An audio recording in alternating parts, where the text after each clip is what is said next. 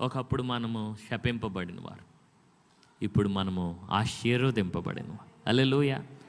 ఇదిగో చూడండి అమ్మా, నేను ఆశీర్వదించునుగాక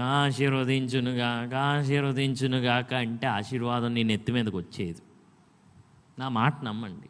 నువ్వు యేసు ప్రభు యందు విశ్వాసం ఉంచకుండా నేను ఎంత గట్టిగా నీ నెత్తి మీద చెయ్యేసి కిందకు నొక్కేసి దీవించే ప్రభా అని ప్రార్థన చేసినా దీవెన నీ మీదకి రాదు. ఆశీర్వాదం అంటే ఏం చెప్పాను కదా, నిన్నటి దినాన్ని చదువుకున్నాము. క్రీస్తు ద్వారా.